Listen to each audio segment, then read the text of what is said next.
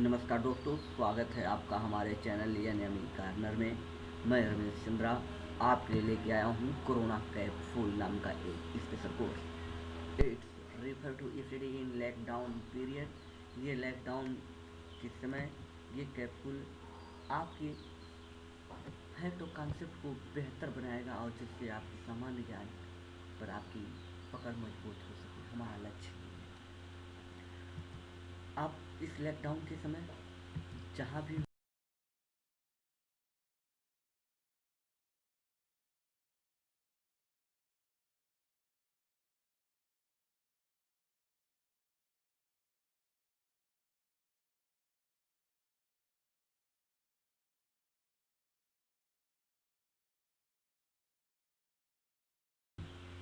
सुरक्षित हो, जहाँ भी रहें अपने घर पे रहें, सुरक्षित रहें दोस्तों।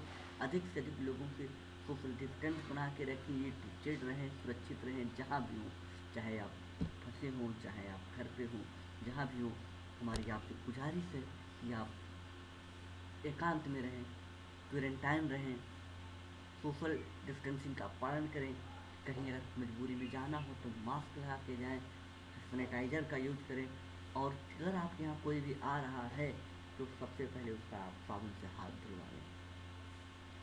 सुरक्षा सुरक्षा कायरता नहीं होती मेरे मित्रों, सुरक्षा कायरता नहीं होती। अगर आप सुरक्षा का पालन कर रहे हैं तो आप कोरोना जैसे महामारी से निश्चित तौर पर जीतेंगे। आप भी जीतेंगे और हम भी जीतेंगे। ठीक है, तो इस महामारी में इसके साथ ही हम लोग स्टार्ट करते हैं कुछ तो फैक्ट और कॉन्सेप्ट की भी चर्चा करेंगे उसी के साथ। ठीक से शुरू करते हैं। सबसे पहला कैप्सूल जो हमारा कैप्सूल नंबर 1 ये होगा आपका साल्टेस लेक। लेक के बारे में चर्चा करेंगे जो ऐसे झीलें जो साल्टेस्ट हैं, सबसे ज़्यादा हैं। तो सबसे पहले हमारी चर्चा होगी डॉन जुआन पौंड के बारे में।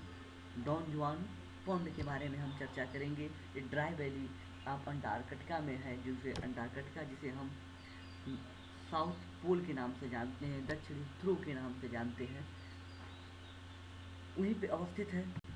ये आप जो फिगर देख रहे हैं दोस्तों, ये डॉन जुआन पौंड का है जो अंटार्कटिका में अवस्थित है।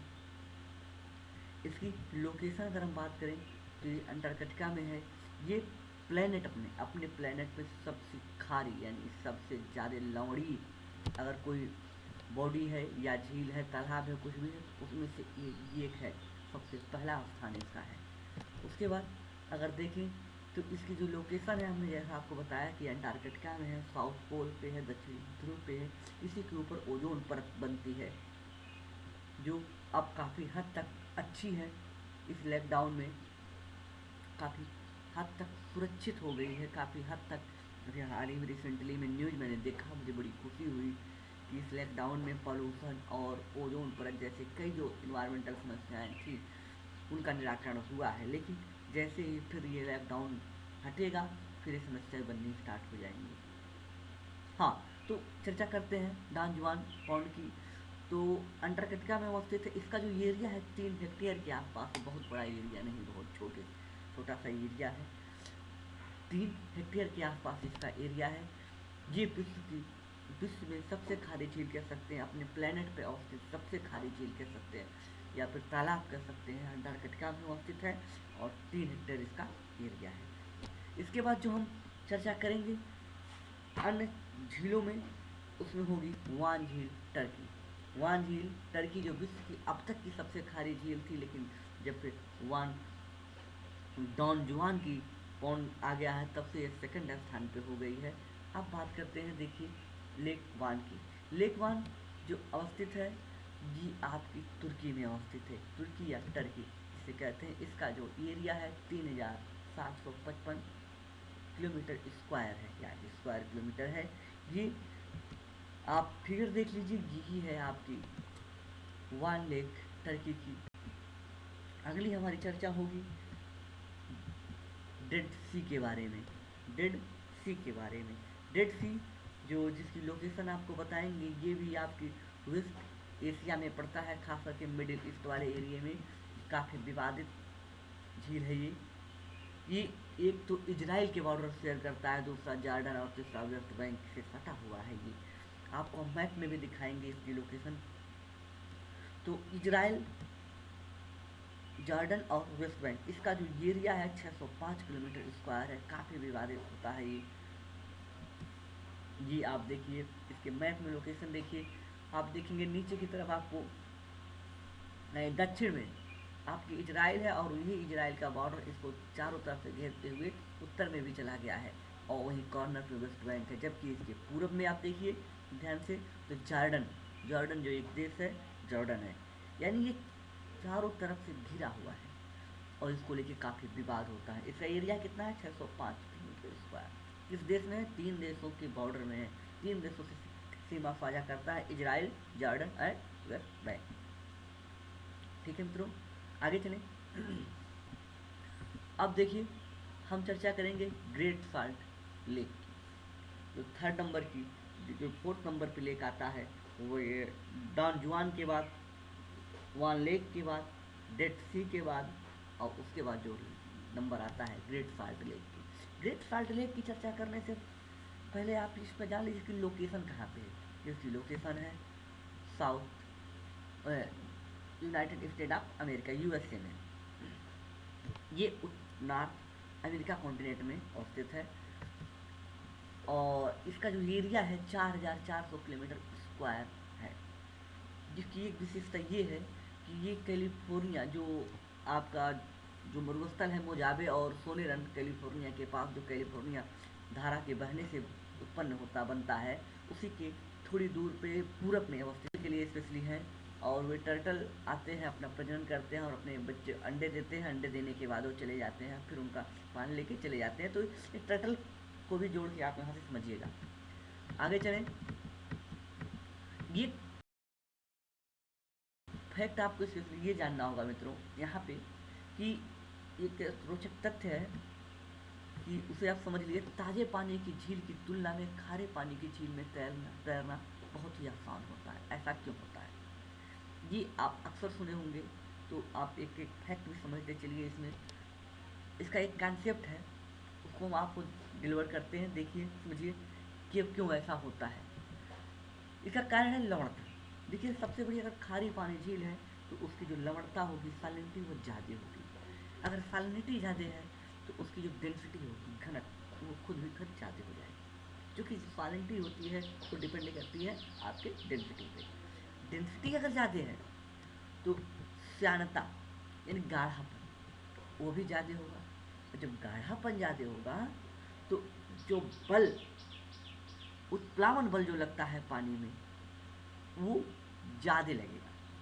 तो इसके कारण मनुष्य का तैरना आसान होता है। कोई भी वस्तु तैरना, किसी भी वस्तु का तैरना आसान होता है। आपने सुना होगा कि जो फ्रेश वाटर पोर्ट होते हैं, जो फ्रेश वाटर के पोर्ट होते हैं, वहाँ पे जो नाव होती हैं, बड़ी बड़ी जहाज़ें होती हैं, वो थोड़ी दबी रहती हैं। लेकिन जैसे ही वो समुद्र में जाती हैं, उनका सतह थोड़ा सा उड़ जाता है, ऊपर आ जाती है। और सिर्फ ये इसलिए उड़ जाती है क्योंकि उसकी लवणता अधिक होती है। यही एक कारण है। ठीक है मित्रों, आगे चले। कैप्सूल नंबर 2 पे बात करेंगे हम। कैप्सूल नंबर 2 हमारा क्या है? अब देखिए कैप्सूल नंबर 2, कैप्सूल नंबर 1 पे हमारी चर्चा हुई अब तक आपसे। कैप्सूल नंबर 2 पे हम चर्चा करेंगे वायरस। वायरस कैप्सूल नंबर जो 2 हमारा है वो है वायरस। वायरस की हम डिफिनीशन, परिभाषा की बात करेंगे। नोवल वायरस होता क्या है? क्योंकि कोरोना वायरस के चक्कर में बहुत ज़्यादा वायरस अभी न्यूज़ में है। कोरोना वायरस पे हम आगे अपडेट लेके आएंगे, लेकिन हम चाहते हैं थोड़ी सी चीज़ें और आ जाए, क्योंकि उसके ओरिजिन के बाद लेके चर्चा विवाद बना हुआ है। जैसे क्लियर होता है उसके बाद हम उसकी डिटेल वीडियो आप लोगों के सामने। आइए देखते हैं। स्ट्रक्चर जो आप दिख रहा है यही एक वायरस होता है, ये वायरस होता है। वायरस की आपको जनरल चीज़ बता दें कि ना ही जीव होता है ना ही निर्जीव होता है। इसे मिड पॉइंट मानते हैं, या फिर बीच का बिंदु मानते हैं निर्जीव और सजीव के बीच में। चलिए वायरस की डिफिनीशन देखते हैं, वायरस क्या है। देखिए जो वायरस होता है, वायरस एक ऐसा एजेंट होता है जो लिविंग में जाने, जैसे कोई भी लिविंग सेल होता है उसमें जाने के बाद, जैसे लिविंग सेल जैसे एनिमल्स, ह्यूमन, प्लेनेट बैक्टीरिया में जाने के बाद अपने आप को मल्टीप्लाई करना शुरू कर देता है, यानी अपनी संख्या बढ़ाना शुरू कर देता है। लेकिन जैसे ही वह किसी निर्जीव यानी बिना डेड सेल में है या फिर विदाउट सेल है, वो एक निर्जीव की तरह बिहेव करता है, यानी वो ऐसा बिहेव करता है कि जैसे वो एक्टिव नहीं है। लेकिन जैसे ये सेल का बेस पाता है, तुरंत अपनी संख्या को मल्टीप्लाई करना यानी रिप्रोडक्शन करना स्टार्ट कर देता है। जैसा कि हमने आपको पहले बताया कि virus is the junction point of the living और नॉन लिविंग थिंग्स, कि ये मिड पॉइंट है। यही से माना जाता है कि निर्जीव और सजीव एक दूसरे से जुड़े हुए हैं, और वायरस एक ऐसा कड़ी है जो ना निर्जीव है ना सजीव। आगे चलें तो अब बात करते हैं नोवल वायरस क्या होता है। बहुत कोरोना वायरस के चक्कर में न्यूज़ आपने सुना होगा कि corona virus is the novel virus या नोवल कोरोना वायरस करके आप अक्सर सुनते हैं। तो जानना बहुत ही जरूरी है कि नोवल वायरस होता क्या है। देखिए, नोवल वायरस कोई बहुत बड़ी चीज़ नहीं है। आप सिंपली ऐसा वायरस जो अब तक हमने कभी भी अपने रिसर्च में या फिर जिसकी जानकारी हमको नहीं है, ऐसा वायरस पहली बार अगर कोई भी वायरस हमको दिखता है तो उसे हम नोवल वायरस कहते हैं। यानी novel virus refer to a virus not seen before corona virus is a novel virus. ये नोवल वायरस ऐसा वायरस है जिसे हमने आज तक कभी जिसकी हमें जानकारी नहीं थी, आज पहली बार हमें उसकी जानकारी मिली। ठीक है, आगे जाए। अब बात करेंगे हम कि बैक्टीरिया और वायरस में अंतर क्या है। यहाँ पे चर्चा हो जानी चाहिए कि बैक्टीरिया और वायरस में चर्चा बड़ा कन्फ्यूजन होता है। तो सबसे पहले हम बात करेंगे इनके सेल के बारे में। बैक्टीरिया के पास एक सेल होता है। दूसरी जो फीचर होती है, इनका जो साइज रेंज होता है 900 से लेकर 1000 नैनोमीटर के बीच में होता है। तीसरा जो है, ये लिविंग ऑर्गेनिज्म में काउंट होते हैं, जीवित में काउंट किए जाते हैं बैक्टीरिया। फोर्थ अगर हम बात करें तो बैक्टीरिया इन्फेक्शन जो होते हैं, बैक्टीरियल इन्फेक्शन जो होते हैं वो लोकलाइज्ड होते हैं। जनरली सामान्यतः एक लोकल एरिया में होते हैं। किसी के हाथ में सूजन हो जाता है, आपने हाथी पाँव देखा होगा, लेकिन हाथी पाँव तो फिलहाल उससे नहीं होता, लेकिन आपने देखा होगा कि कहीं पे फोड़ा हुआ या सूजन हो गई, स्वेलिंग हो गई, ये सब बैक्टीरियल इन्फेक्शन से हो सकता है। अगर वायरस में देखा जाए तो वायरस में देखेंगे बैक्टीरिया के पास सेल होता है, वायरस के पास सेल नहीं होता। इनका साइज रेंज जो होता है बैक्टीरिया का 900 से लेकर 1000 नैनोमीटर तक होता है, वायरस का साइज रेंज उससे बहुत छोटा होता है। बहुत छोटा का मतलब 30 से लेकर 50 नैनोमीटर के बीच में साइज रेंज होता है। ये नाइदर लिविंग और नाइदर लिविंग है और ना ही नॉन लिविंग है। ये मतलब दोनों के बीच की कड़ी, इन्हें ना ही सजीव ना ही जीव माना जाता है, ना ही निर्जीव माना जाता है। और फिर इनका जो इन्फेक्शन होता है यूजली फ्लू की तरह होता है। जैसे सर्दी जुकाम आपने सुना होगा, एक फ्लू की तरह वायरस का इन्फेक्शन होता है। हाँ, बैक्टीरियल के लिए एंटीबैक्टीरियल मेडिसिन का आपको सजेस्ट की जाती है, वायरल के लिए एंटीवायरल। ये दोनों जो दवाएं होती हैं मेडिसिन एक दूसरे पर देने पर काम नहीं करेंगी। यानी अगर एंटीबैक्टीरियल दवा हम दे रहे हैं तो वायरस में काम नहीं करेगी। यही रीज़न है कि हमारे पास एंटीबैक्टीरियल दवाएं तो बहुत हैं, लेकिन कोरोना पर हमारे एंटीबैक्टीरियल दवाएं नहीं काम करेंगे। सर्दी जुकाम पे हम अगर एंटीबैक्टीरियल खा रहे हैं तो उससे राहत नहीं होता है, क्योंकि वायरस से होता है। उसके लिए एंटीवायरल दवाएं हमको चाहिए। एंटीवायरल दवाएं खाने पर उससे राहत होती है।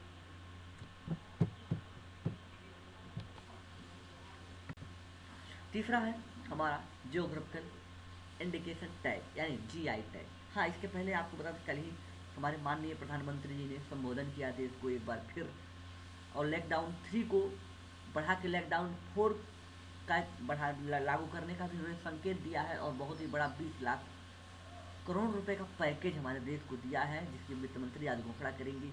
हाँ, जैसे कोई न्यूज़ और भी अच्छी होगी जो आपके लिए हमें लगेगा महत्वपूर्ण है, हम उस पर धीरे धीरे अपडेट करेंगे। तब तक हम चर्चा करते हैं जियोग्राफिकल इंडिकेशन टैग। रिसेंटली ही 3 प्रोजेक्ट को दिया गया है। एक है चाक खाओ राइस, मणिपुर का है, और दूसरा है टेरिकोटा गोरख, और तीसरा है कोविलपट्टी कडलाई मिठाई तमिलनाडु का। एक मिठाई है, अभी आपको इमेज दिखाएंगे, क्लियर हो जाएगा। आप सब लोग खाए हैं, लेकिन वहाँ का तमिलनाडु का ना खाए हो, लेकिन आपके यहाँ भी लोकल बनती है, आप भी वहाँ की खाएँ, लेकिन उसे ही GI टैग दिया गया जो तमिलनाडु में बनती है। तो पहले चर्चा करेंगे हम GI टैग कैसे दिया जाता है। कौन देता है, जीआई टैग है क्या? जीआई टैग देखिए एक विशिष्ट पहचान है, दिया जाता है किसी इंटरप्रेन्योर को, ग्रुप ऑफ बिजनेसमैन को, या किसी पर्टिकुलर एरिया को, या स्टेट उसके लिए प्राइज होता है, या कंट्री होती है। तो ठीक है, आगे चलें तो ये इसका जो वैलिडिटी होती है वो होती है 10 साल। यानी एक बार किसी वस्तु को अगर जीआई टैग मिला है तो 10 साल तक वैध होगा, लेकिन उस 10 साल के बाद अगर रिन्यू नहीं कराया गया तो उसकी वैधता वहीं समाप्त हो जाएगी। आगे आते हैं, जीआई टैग की किस एक्ट के तहत दिया जाता है? जीआई टैग के लिए GI tag goods registration and protection act है 1999 का, 1999 का है। भारत सरकार इसी के तहत किसी चीज़ को जीआई टैग देती है। और सबसे पहला जीआई टैग जो दिया गया है अभी तक सबसे पहला जीआई टैग मिला है वह है आपके दार्जिलिंग चाय को। दार्जिलिंग चाय को पहला जीआई टैग दिया गया 2004 में।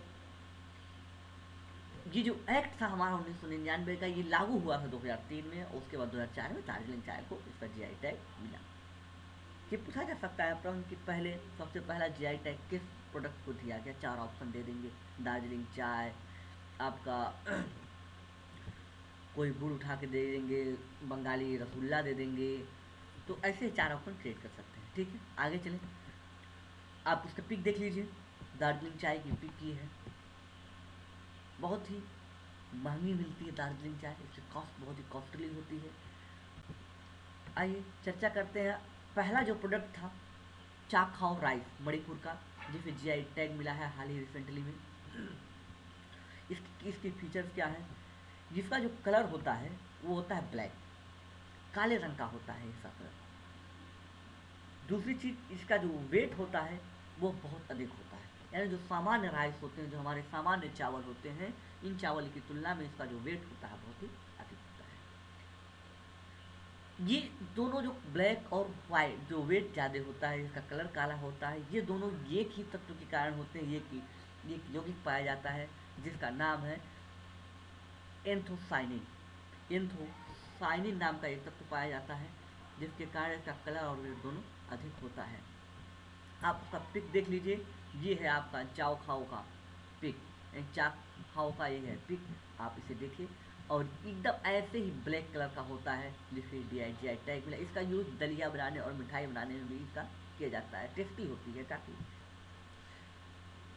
जो दूसरा प्रोडक्ट था वो प्रोडक्ट था गोरखपुर का टेरिकोटा। तो गोरखपुर की टेरिकोटा की चर्चा करें तो उसकी क्या फीचर्स हैं? देखिए, जो गोरखपुर का टेरिकोटा, पहले गोरखपुर है क्या? जो यूपी के बाहर के लोग हैं, मित्र हमारे हैं या व्यूअर हैं, उन्हें समस्या हो सकती है। गोरखपुर है उत्तर प्रदेश, वहाँ पे गोरखनाथ मंदिर है। और ख़ास करके अगर आप जाने तो योगी आदित्यनाथ का नाम सुना होगा, तो योगी जो यूपी के सीएम हैं वो गोरखपुर के ही संसद क्षेत्र से बिलोंग करते हैं, और वहीं के जो गोरखनाथ मंदिर है वहीं के हेड है। तो अब देखिए, जो टेरिकोटा है ये बनता है आपके एल्यूवियल सॉइल से, यानी दोमट मिट्टी से मिलकर बनता है। दोमट मिट्टी से बनता है जिसके कारण इसका परिणाम ही होता है कि इसका जो लाल रंग होता है वो लाल खिल के आता है, गाढ़ा लाल में खिल के भी इमेज आपको दिखाएंगे। इसे शिल्पकार बनाते हैं, खास करके गोरखपुर के तराई बेल्ट वाले पूरे एरिए में जितने लोग पाए जाते हैं, जो भी लोग मिलते हैं, वो यहाँ पे इसके व्यापार से संबंधित होते हैं। अगर आपको इमेज देखना है तो ये देखिए, ये है गोरखपुर की टेरिकोटा, बहुत ही सुंदर मूर्तियाँ बनाई जाती हैं यहाँ पे, हाथ की कलाकारी होती है, ये सब मशीनों से हाथ से बनाए जाते हैं। इसी कारण इसे भारत सरकार की ओर से इसे जीआई टैग दिया गया है। अब आगे चर्चा करते हैं आपके हम कोविल पट्टी कदलाई मितई को। ये एक मिष्ठान है कि मिठाई है। पहले इस मिष्ठान का फोटो आपको दिखा देते हैं, क्योंकि आप बहुत देर से सोचना चाह रहे हैं है क्या। ये है जिसे आप चक्की करके खाते हैं कि चक्की है, चक्की है, चक्की खा रहे हैं हम गुड़ और मूंगफली का। तो ये एकदम हूबहू वही चीज़ है, बस इसी में एक स्पेशल चीज़ फीचर जुड़ जाता है जिसकी वजह से उसका टेस्ट अलग हो जाता है। सबसे पहली बात है कि ग्राउंड नट यानी मूंगफली के दाने और गुड़ को मिलाकर बनाया जाता है। इसमें तमिलनाडु में जहाँ पे जीआई टैग मिला है वहाँ पे एक स्पेशल चीज़ और डाली जाती है, वाटर ऑफ थम्बीवरानी रिवर, कि वहाँ पे थम्बीवरानी रिवर की नदी है, उस नदी का पानी डाल के इसको बनाया जाता है, जिससे इसके टेस्ट में काफ़ी परिवर्तन होता है, और इसी की वजह से इसे जीआई टैग वहाँ पे दिया गया है। और आप जान लीजिए कि जो थम्बीवरानी नदी है ये वेस्टर्न घाट की नदी है, और इसी नदी के पानी के वजह से इसका स्वाद बड़ा ही अच्छा किया जाता है। अगर आप चर्चा करें आगे तो हम चर्चा करेंगे जाइटेक कंप्लीट कर लिया हमने, और आपको हमने 3 कैप्सूल की चर्चा की। अगले वीडियो में भी हम कुछ और अपडेट लेके आएंगे, जो भी कैप्सूल के नाम से होगा 3 कैप्सूल उसमें भी लेके आएंगे। तो ऐसे ही दोस्तों, अगर आप हमारा साथ देते रहेंगे तो हम लगातार वीडियो लाएंगे, रोज़ लाएंगे। कोशिश तो हमारी यही रहेगी। आपने हमारे चैनल पर विजिट किया उसके लिए आपको बहुत बहुत धन्यवाद, और thanks you for visiting my channel यानी कॉर्नर। प्लीज़ हमारे चैनल को दोस्तों अधिक से अधिक सब्सक्राइब कीजिए। अगर आपने सब्सक्राइब नहीं किया है तो तुरंत हमारे चैनल को सब्सक्राइब कीजिए, लाइक कीजिए अधिक से अधिक, और कमेंट कीजिए, जहाँ तक हो उसके अधिक से अधिक शेयर कीजिए दोस्तों। ठीक है दोस्तों, मिलते हैं आपसे अगले वीडियो में। तब तक के लिए रमेश चंद्र का नमस्कार स्वीकार कीजिए। जय हिंद, जय भारत।